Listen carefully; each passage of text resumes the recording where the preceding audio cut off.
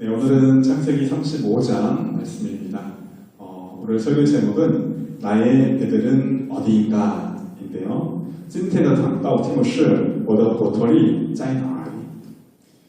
창세기 34장에서 야곱의 딸 디나가 세겜에게 강간을 당하는 그런 사건이 기록되어 있습니다.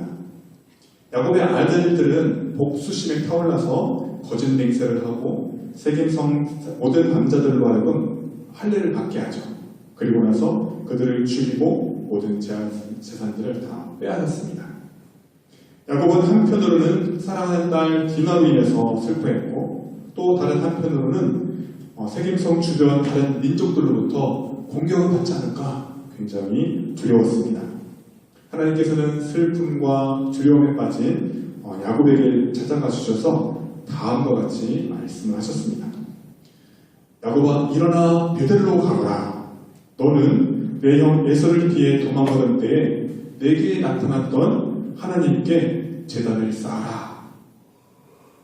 베들의 뜻은 하나님의 집, 성전이라는 뜻입니다. 야곱은 자기를 죽이려는 형 에서를 피해서 외삼촌의 집으로 도망가던 중에 꿈속에서 처음 직접 하나님을 만나게 되었었죠.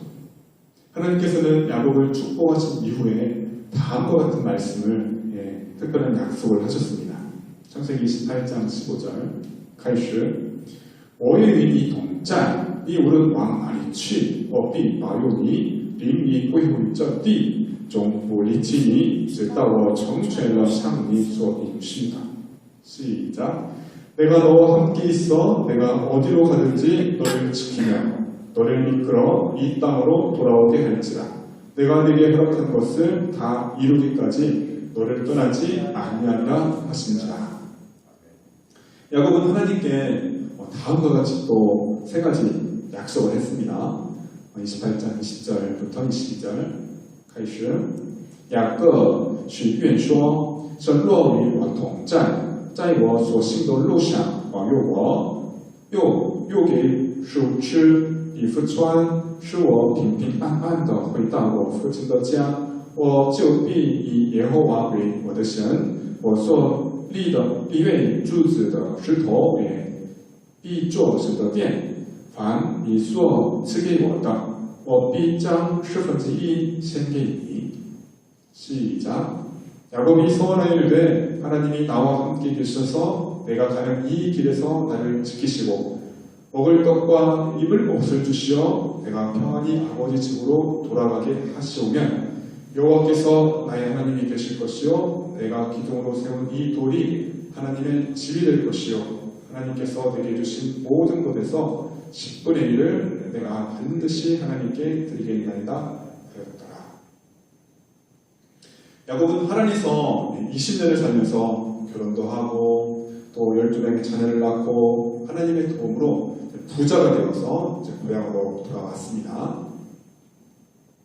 하지만 가나안으로 돌아온 지 13년, 14년이 되도록 숫곳에서 그리고 세겜성 앞에서 살았습니다. 하나님께서는 야곱과의 약속, 즉 내가 너와 함께하며 너를 지키며 너를 이 땅으로 돌아오게 하겠다. 그 약속을 지키셨죠. 그런데 야곱은 하나님과의 약속, 하나님께서 나를 고향으로 돌아오게 하시면 내가 기둥으로 이 세운 돌이 하나님의 집이 되고 내가 11조를 반드시 하겠습니다. 약속을 했었는데 그것을 잊었습니다. 그래서 하나님께서는 야곱에게 다시 찾아오셨고 야곱이 했던 약속을 다시 기억나게 하셨습니다. 아브라함도 그렇고 야곱도 그렇고 사람이 하나님을 찾은 것이 아니라 하나님께서 사람에게 찾아오십니다.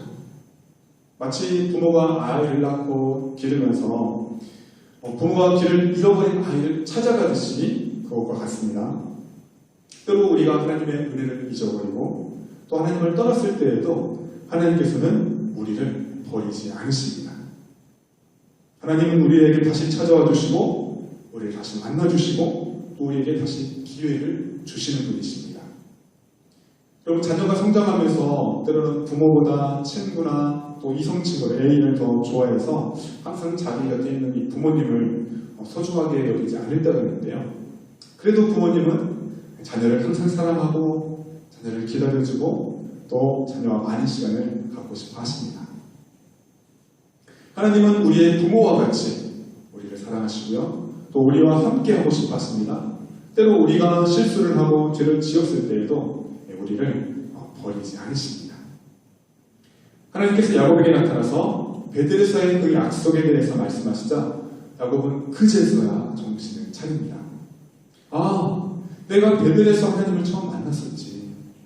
그때 하나님께서 나에게 내가 너와 함께하고 너를 지키고 너를 돌아오게 해주겠다 그 약속을 하셨었지. 그때 나도 하나님께 약속한 것이 있었는데 내가 고향으로 돌아온 지 지금 한참이나 지났는데 그 약속을 지금까지 지키지 못하고 있었구나. 야곱은 곧바로 자기 가족들을 다 불렀습니다. 그리고 야곱은 자기와 함께한 사람들 모두 다 불렀어요. 야곱은 그들에게 다음과 같이 엄숙하게 말합니다. 너희는 너희가 가지고 있는 이방 신상을 다 버려라. 이 야곱의 이 선언은 너희들은 이제 앞으로 이방 신상을 섬길 수 없다. 오직 하나님만을 섬겨야 된다라는 선언입니다. 야곱은 자기와 함께하고 있는 모든 사람에게 하나님을 섬기도록 신앙의 결단을 지금 촉구하고 있습니다.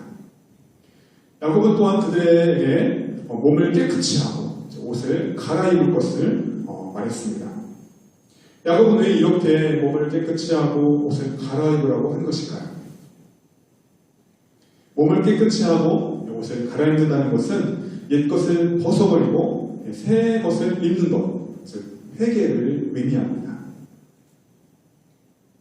몸을 깨끗이 하고 새 옷을 입는 것은 우상을 숭배하던 그 죄들을 버리고 하나님을 따라서 새로운 사람, 새로 지으신 새로운 사람이 되라는 그런 의미입니다. 에베소서 4장 24절 말씀 开始并且传向新人，这新的是照着神的形象造的，有真理的二义和圣洁。 시작. 하나님을 따라 의와 진리의 거룩함으로 지으심을 받은 새 사람을 입으라. 아멘. 또 야곱은 이어서 사람들에게 앞으로 어디로 갈지 무엇을 해야 할지 미리 알려주었습니다. 자, 우리는 이제 베델로 갈 것이다. 나는 거기서 내가 환난나에 만난 하나님, 내가 가는 길에 어디에서나 너와 함께 하신 하나님, 그 하나님을 제단을 쌓고 또 예배를 드릴 것이다 말했습니다. 야곱은 사람들에게 자기가 만났던 하나님을 소개하고 또 간증하고 그리고 다 같이 하나님을 예배하는 신앙 공동체가 되자고 선포했습니다. 아브라함이 할례를 행할 때에도 집에서 난 자든지 또 돈을 주고 산 종이든지 모두 다 할례를 행했습니다. 그런 것처럼 야곱도 온 가족뿐만 아니라 자기와 함께하는 모든 사람들이 이방 신상을 버리고 하나님만을 섬겨야 된다라고 말을 했습니다. 여러분, 신앙 공동체는 한 사람이라도 예가 되어서는 안 됩니다. 모든 사람이 한 마음으로 한 뜻이 되어야 합니다. 예를 들어서 어느 가정에 코로나19 환자가 한 명이라도 있으면 그 온 가족이 코로나19에 감염이 되잖아요. 그렇듯이 야곱과 함께한 어떤 한 사람이 이방신을 섬긴다고 하면은 한 명이라도 남아있으면 그것이 결국 다른 사람들에게 전염이 되기 때문입니다. 족장이었던 야곱은 자기와 함께한 모든 사람이 이방신상을 버리고 오직 하나님만을 섬겨야 된다고 공부를 했습니다. 야곱의 말을 들은 모든 사람들은 자기 손에 있는 모든 이방신상들 그리고 자기 귀에 있는 그 귀고리를 뽑아서 야곱에게 주었습니다. 사람들이 이방 신상과 함께 이 귀고리를 야곱에게 준 것은 이 당시 이 귀고리가 단순한 장식품 그것이 아니라 우상 숭배와 관련이 있다는 것을 우리가 추측할 수가 있습니다. 성경에는 기록되어 있지 않지만 아마도 야곱의 아내 라헬이 아버지 집에서 훔쳐왔던 드라민 그 신상도 이때 야곱에게 아마 주었을 것입니다. 사람들은 그동안 더 많은 복을 받기 위해서 이방 신상들을 섬겼고 또 더 많은 복을 받기 위해서 이 귀고리를 하고 다녔을 것입니다. 또 복을 받기 위해서 이방 신상을 사려고 많은 돈을 썼겠죠. 그리고 더 많은 돈을 주고 금이나 은으로 된 귀고리를 또 샀을 것입니다. 하지만 그들은 야곱의 그 결단의 말을 듣고 야곱의 말대로 모든 것을 다 야곱에게 주었습니다. 야곱은 그 모든 이방 신상과 그 긴고리들을 세겜 근처 상수리 나무 아래에 이렇게 묻어버렸습니다. 야곱은 그것들을 아깝다고 생각하지 않고 다 버린 것이죠. 야곱은 거룩하신 하나님께 나아가기 전에 하나님을 섬기는데 방해가 되는 그 모든 것들을 먼저 다 제거하는 것입니다. 우리도 야곱과 같이 하나님을 온전히 섬기기 위해서는 하나님을 섬기는 데 있어서 방해가 되는 그 모든 것들을 다 버리고 정리해야 합니다. 여러분이 묻어야 할 신상, 금고리는 무엇이 있습니까? 우리가 섬기고 있는 우상은 무엇이 있습니까? 우리가 좋아하는 것, 우리가 의지하는 것, 또 우리가 없으면 안 된다고 생각하는 것은 무엇인가요? 정말 그것들이 우리에게 참 평안과 행복과 은혜를 주고 있습니까? 참 평안과 행복과 만족, 기쁨, 복을 주시는 분은 우리 주 하나님 한 분밖에 없습니다. 사랑하는 여러분, 야곱과 같이 오직 하나님 한 분만을 섬기기 위해서 다른 것들은 과감하게 우리가 다 묻어버리기를 바랍니다. 야곱은 가족들과 모든 수요를 이끌고 세겜을 떠나서 베델로 출발했습니다. 야곱은 세겜성 주변의 다른 부족들이 이 세겜성 사건 때문에 복수하면 어떻게 하나 굉장히 걱정을 했었는데 하나님께서 그 사방 모든 성읍들로 크게 두려워하게 하면서 야곱의 아들들을 추적하지 못하도록 그렇게 막아주셨습니다. 창세기 35장 5절 말씀 开始你们便急行前往神使那周围城邑的人都甚惊惧就不追赶雅各的众子 시작 그들이 떠났으나 하나님이 그 사면 고을들로 크게 두려워하게 하셨으므로 야곱의 아들들을 추격하는 자가 없었더라. 그래서 야곱은 함께한 모든 사람과 함께 가나안 땅 베델에 무사하게 도착할 수가 있었습니다. 야곱은 거기에서 제단을 쌓은 뒤 하나님께 제사, 즉 예배를 드렸습니다. 야곱은 하나님께 예배를 드리면서 아마도 다음과 같이 고백했을 것입니다. 하나님께서 지금까지 나와 함께 하셨고 나를 지켜주셨습니다. 하나님께서는 약속하신 것을 꼭 지키시는 신실하신 분이십니다. 비록 내 딸이 비극적인 일을 경험했고 내 아들들이 잔인하게 살인을 저지르고 약들을 했지만 하나님께서는 그 가운데서도 저에게 은혜와 자비를 베풀어 주셨습니다. 이제 우리는 오직 하나님 한 분만을 섬기겠습니다. 야곱이 밧다람에서 돌아온 뒤에 하나님께서 다시 야곱에게 나타나서 복을 주셨어요. 하나님께서는 야곱의 그 믿음의 결단을 들으셨고 그의 예배와 그의 고백을 들으시고 그에게 복을 주신 것입니다. 또한 하나님은 야곱의 이름을 이스라엘로 다시 한번 바꿔주신다고 말씀을 하셨습니다. 우리 창세기 35장 10절 말씀 开始这对他说你的名原是雅各从今以后不要再叫雅各要叫以色列这样他就改名叫以色列 시작 하나님이 그에게 이르시되 내 이름이 야곱이지만은 내 이름을 다시는 야곱이라 부르지 않겠고 이스라엘이 내 이름이 되리라 하시고 그가 그 이름을 이스라엘이라 부르시고 여러분 야곱이 전에 밤새도록 하나님과 씨름을 했었을 때에 하나님께서는 이미 야곱의 이름을 이스라엘로 바꿔주셨었습니다. 그런데 하나님께서 왜 다시 한번 야곱의 이름을 이스라엘로 바꾸시겠다고 말씀을 하시는 것일까요? 모든 사람들은 자신이 중요하다고 생각하는 것을 강조하기 위해서 반복해서 다시 말을 합니다. 하나님께서도 야곱의 이름을 발꿈치를 잡은 자, 즉 사람과 싸운 자에서 이스라엘, 하나님과 겨룰자로 바꿔주심으로 그의 존재가 새로운 존재가 되었음을 강조하고자 하셨던 것입니다. 하나님께서는 야곱의 이름을 이스라엘로 바꾸신 후에 이스라엘에게 다음과 같은 약속의 말씀을 하셨습니다. 35장 11절 12절 말씀 开始这又对他说我是全能的神我要生两中多将来有遗嘱和多国的民从你而生，又有君王从你而出。我所赐给亚伯拉罕和以撒的地，我要赐给你与你的后裔。 시작. 하나님이 그에게 이르시되 나는 전능한 하나님이라. 세격하며 번성하라. 한 백성과 백성들의 총회가 내게서 나오고 왕들이 내 허리에서 나오리라. 내가 아브라함과 이삭에게 준 땅을 내게 주고 내가 내 후손에게도 그 땅을 주리라 하시고. 그런 다음에 하나님은 야곱과 말씀하던 곳을 떠나서 이제 올라가셨습니다.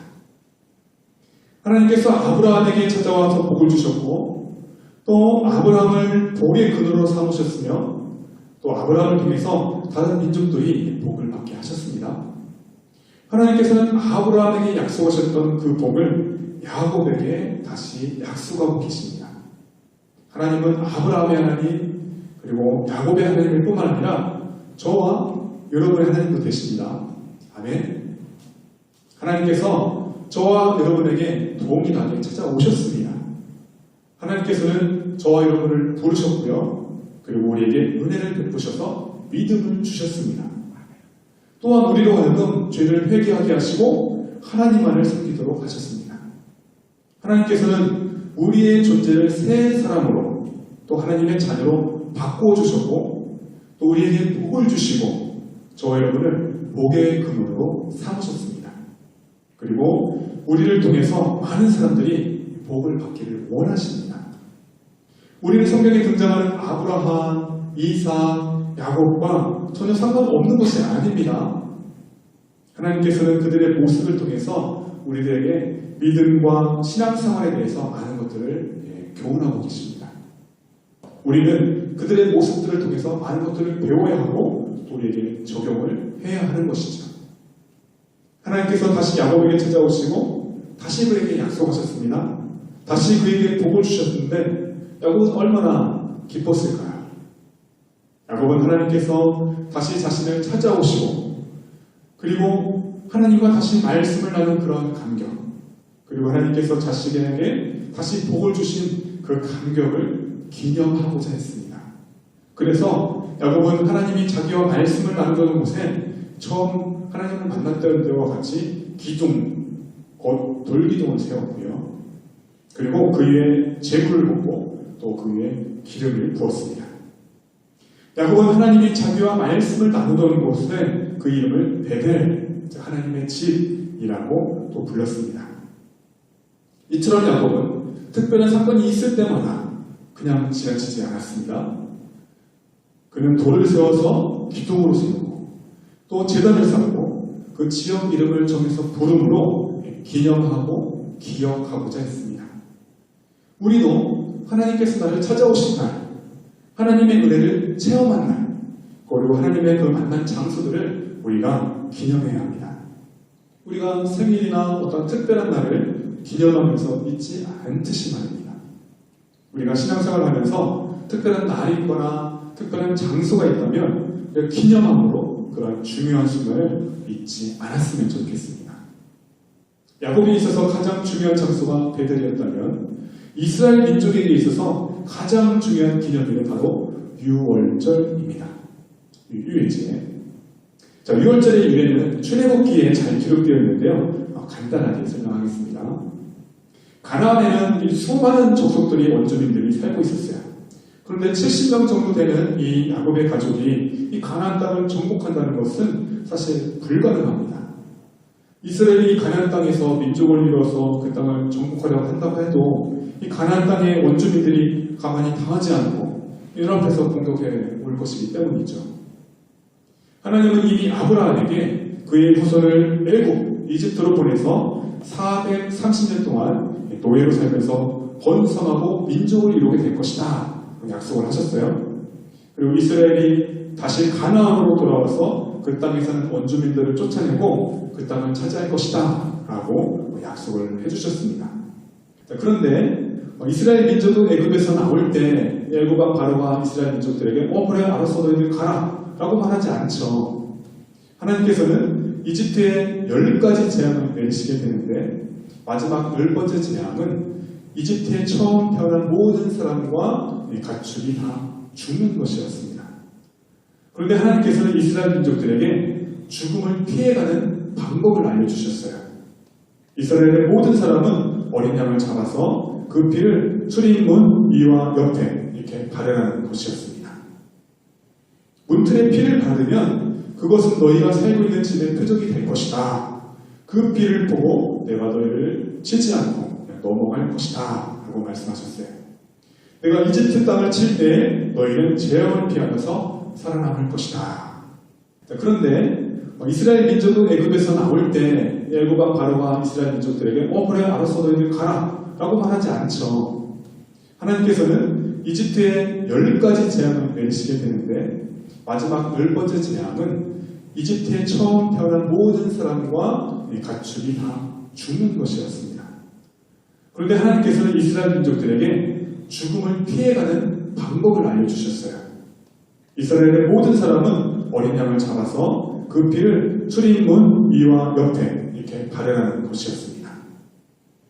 문틀에 피를 바르면 그것은 너희가 살고 있는 집의 표적이 될 것이다. 그 피를 보고 내가 너희를 치지 않고 넘어갈 것이다 라고 말씀하셨어요. 내가 이집트 땅을 칠 때 너희는 재앙을 피하면서 살아남을 것이다. 즉 죽음의 사자가 그 피를 보고 그 집을 뛰어넘는다. 패스오버, 유언한다 라고 말씀해 주셨습니다. 그러나 그 사실을 몰랐던 이집트 사람들은 바로의 아들부터 모든 사람들의 장자, 첫 아들이 죽었습니다. 즉 이집트의 온 지역에 초상이 난 것이죠. 하나님께서는 이스라엘 백성들로 하여금 출애굽 사건을 기억하도록 하나님의 구원의 은혜를 기억하도록 그 유월절을 지키라고 명령하셨습니다. 그렇다면 베델은 야곱에게 중요하고 이 유월절은 출애굽을 경험한 이스라엘 백성들에게 중요한데요. 베델과 그 유월절은 우리랑 전혀 상관없는 것일까요? 아닙니다. 야곱이 홀로 광야에서 절망 가운데 있을 때 하나님께서 야곱에게 찾아오셨기 때문에 그 베델의 의미가 중요하잖아요. 또 이스라엘 백성들이 그 죽음의 그림자 가운데서 구원을 받았기 때문에 유월절을 기념하는 것입니다.